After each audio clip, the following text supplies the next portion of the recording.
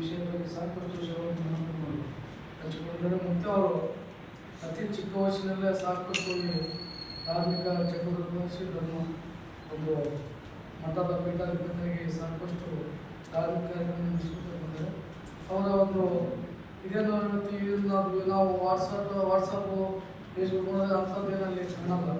ಯಾಕಂದ್ರೆ ಒಂದು ಚಿಕ್ಕ ಹುಡುಗಿ ನಾವು ಆಡ್ತೀವಿ, ಕಾನೂನು ಪ್ರಕಾರ ಯಾರು ಬೇಕಾಗ್ತದೆ ಒಂದು ಅದನ್ನೇ ಒಂದು ಹೈಲೈಟ್ ಮಾಡಿ ಇವತ್ತು ಮಲ್ಲಿಕಾರ್ಜುನ ಮತ್ತು ಅವರ ತೇಜವ್ರು ಮಾಡ್ತಕ್ಕಂಥ ಕೆಲಸ ಕೆಲವರು ಷಡ್ಯಂತ್ರ ಮಾಡ್ತಾರೆ ಅಂತ ಅನಿಸ್ತದೆ.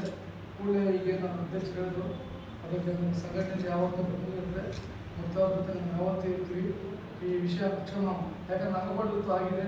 ಯಾಕಂದ್ರೆ ಕಾನೂನು ಪ್ರಕಾರ ಯಾಕಂದರೆ ಈಗ ನಾನು ಮೊನ್ನೆ ಕೇಳಿದೆ ಶೀಟ್ ಬೈಲಾಕರ್ ಕೇಳಿದೆ, ಈಗ ಈ ಥರದಾಗ ಏನು ಕೆಟ್ಟ ಅವರು ಏನಿಲ್ಲ ದುರುದ್ದೇಶ ಅಂದರೆ ಇಲ್ಲ ರೀ, ಯಾವುದೋ ಒಂದು ಹೆಣ್ಮಕ್ಳಿಗೆ ಒಂದು ಕೆಟ್ಟ ದಿವಸ ನಾವು ನೋಡಿದ್ರು ಕೂಡ ಪೋಸ್ಟಲ್ ಕೇಸ್ ಹಾಕ್ಬೋದು ಅಂತ ಹೇಳಿದ್ರು.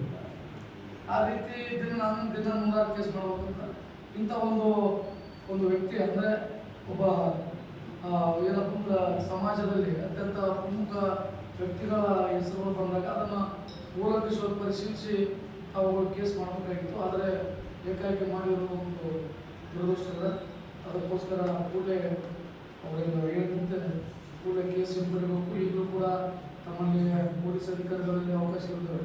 ಯಾಕಂದರೆ ಯಾವುದೇ ಕೇಸ್ ಬಿಗಬೇಕು ಅಂತಂದರೆ ಚಾರ್ಜ್ ಮುಂಚೆ 40 ದಿನದಲ್ಲಿ ಅವಕಾಶ ಇರುತ್ತೆ. ತಾವು ಕೂಡಲೇ ಪರಿಶೀಲಿಸಿ ಬೀಪನ್ನು ಮಾಡಿ ಮುಖ್ಯಾಧಿಕಾರಿ ನಿಲ್ಲಿಸ್ಬೇಕಂತ